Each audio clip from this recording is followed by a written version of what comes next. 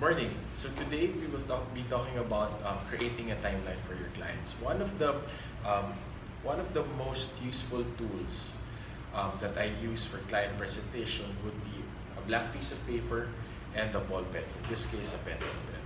So with the timeline, the goal is for us to be able to do two things. Well, actually three. The first goal is to let them see for the past how many years in the past, what have they been doing? How have they been spending their money?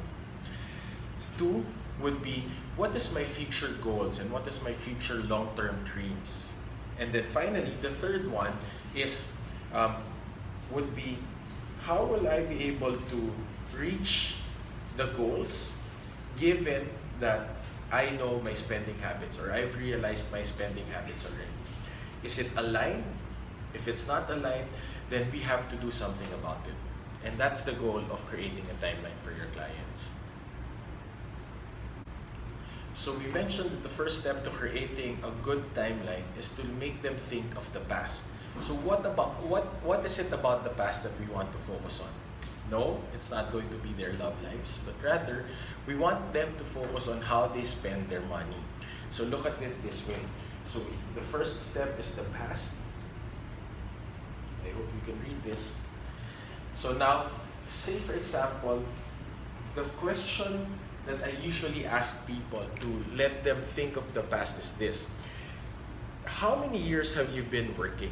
So most of your clients would tell me, if you're part of the employee market, maybe 4, 5, 10 years. So for the past 5 years, there are two things that I want you to ask yourself. The first question is this: how much money na ang kinita mo all throughout the 5 years that you've been working? So imagine all the salary, the bonuses, all the sidelines that you've made for the past 5 years. Now think of how much money you have made throughout those 5 years. Give your clients a few minutes or a few seconds to really think about it, because I want them to know, or I want them to realize how much money they have made all throughout their professional or productive years as an employee. So that's the first question.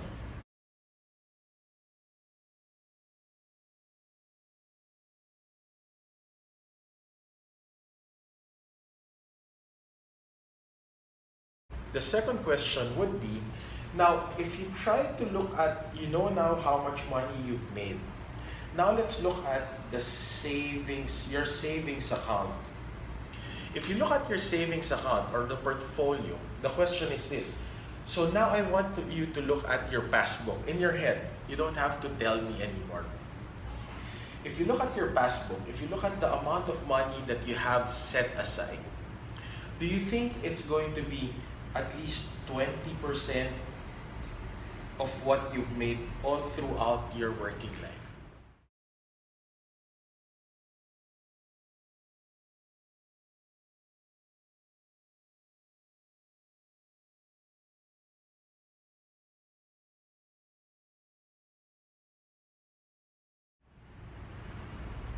Most of the time, people will say no. Because naturally, people tend to spend most of their money. And statistics would tell you that 95% of Filipinos would spend either all of their money or spend more than their money. There's only a very small 5% of the population yung nakakapag-impok ng kanilang kinikita. So after they realize, what are we trying to do here? Once they realize that, well, my total savings is less than 20% of what I've made all throughout my life, I tell them, maybe we can do something about that. Why? So now you go to the second portion. Okay, so now we've established the fact that your client most probably is not able to save at least 20% of their savings. So now we talk about the future. So the next probing question that I want you to ask your client is this. Anna, for example. So Anna, if I ask you 10 years from now, 10 years from now. At this point, I will try to make the timeline more specific for her.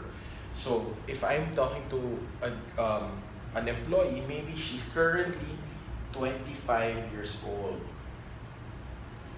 So she started working when she was 20.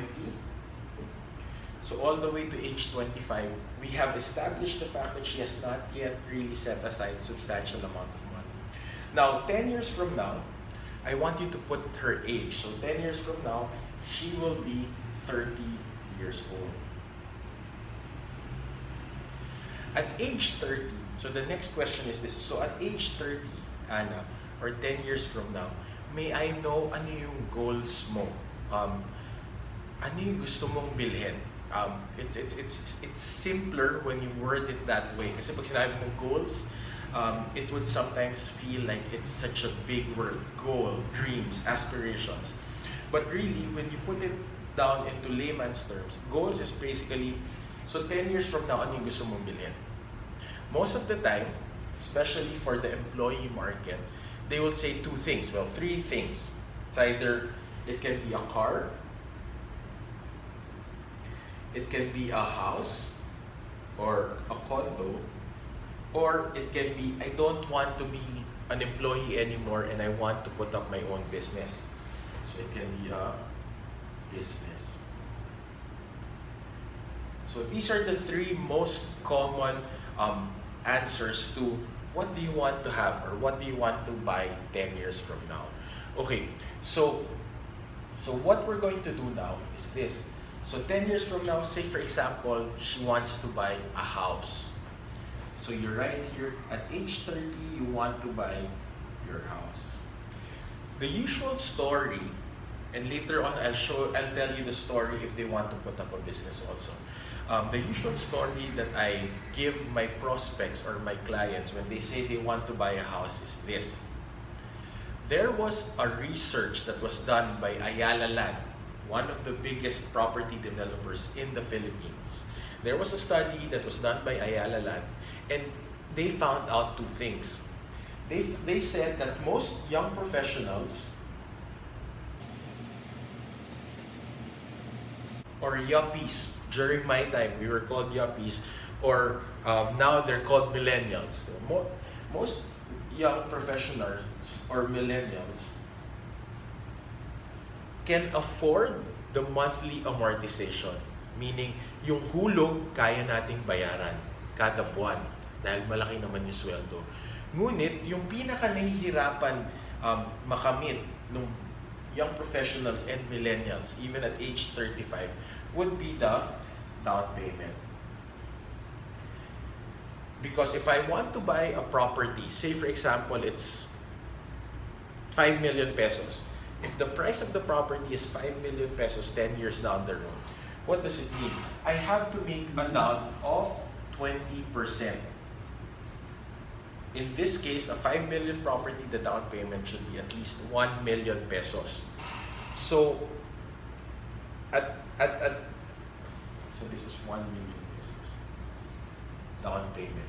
And the monthly amortization will be roughly around the monthly amort for the 4 million loan, given good conditions, will be roughly around 30,000, more or less.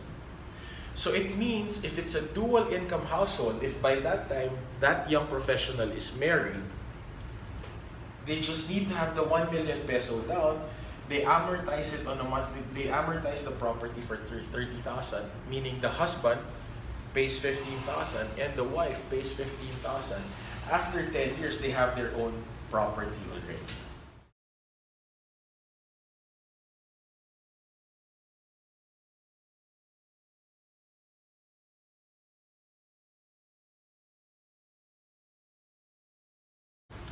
So, what you're going to suggest is this.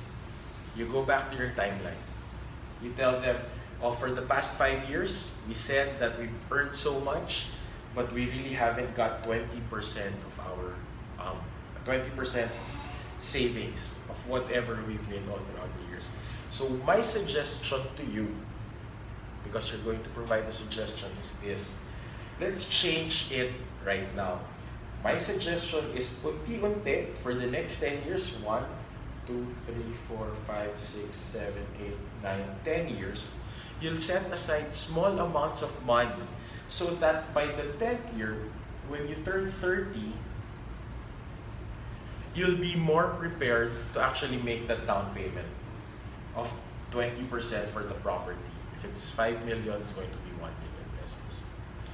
Because guess what? If we don't change anything today, if today we don't change anything, then there's a big possibility that how we spend our money during the first 5 years that we've been working, or ever since we started working, will be the same all throughout the 10 years again. We don't want that to happen. Why? Because 10 years from now, we said we wanted to buy a house. And believe me, if anyone tells you, no, I'll start setting aside money by the 8th year, or when I'm 33 years old, it means that in the next 2 years, he needs to set aside 1 million pesos. Roughly, this person has, in order for her to do that, he needs to set aside 50,000 pesos per month so that he will have the 1 million by the 10th year. So let's make it easier for everyone by just setting aside small amounts of money on a monthly basis or an annual basis so that hindi tayo mabibilaukan, hindi tayo magugutom, but still make us prepared for this house that we want to purchase 10 years down the road. Okay, so just some slight correction. So this is 35 years old. Just a minor correction so that I don't have to repeat everything. But anyway, so up to this point, if you really review the video, I have not talked about anything about my product yet, right? So for the past 10 minutes, we've been talking about our client.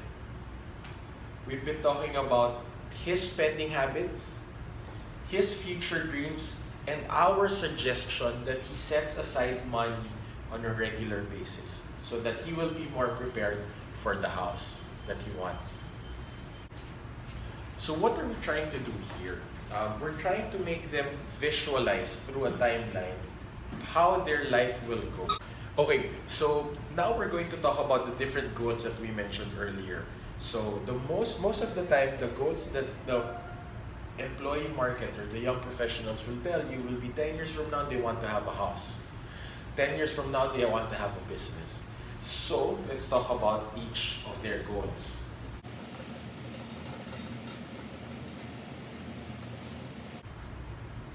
So let's talk about the house. Again, just to summarize what we talked about earlier, the example that I gave you earlier, it said that most young professionals, they can afford the monthly amortization. What's very difficult for them to really pay for is the down payment. Because the down payment is usually 20% of the property price. So this 10 years from now, this is what we're going to program. This is what we're going to prepare for.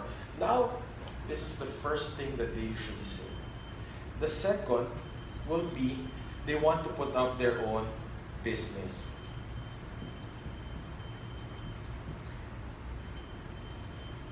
So when they talk about business, I always ask them, you know, when you put up a business, what do you need first? You need the big C, not cancer, but rather capital. So the next question is, okay, you need capital. Where can you get your capital? It's either you borrow it from your parents 10 years from now, or maybe we can start setting aside money for that capital also, just like for the down payment of the house. So now let's talk about the different businesses. What type of business do you want to put up? Do you want to put up a food cart? At this point, 2018, a food cart will cost you more or less 300,000 pesos. Depends on the franchise, 300 to 500,000 pesos. What are the other businesses? It can be a pharmacy, since there are a lot of pharmacies that are sprouting up. Let's talk about a pharmacy. If you want to put up a pharmacy now, it will set you back roughly around 800,000 up to 1.5 million pesos. This is for TGP. For Mercury Drug, it will be higher than that, definitely. Food cart, pharmacy. Now, there are a lot of people putting up laundromats. So if you want to put up a laundromat, for quick clean now, it will set you back 6 million pesos. So now let's go back to your spending habit. Let's go back to how are we supposed to have the capital 10 years from now? And the answer really is, if you can start setting aside money today, then this can all be a reality 10 years from now.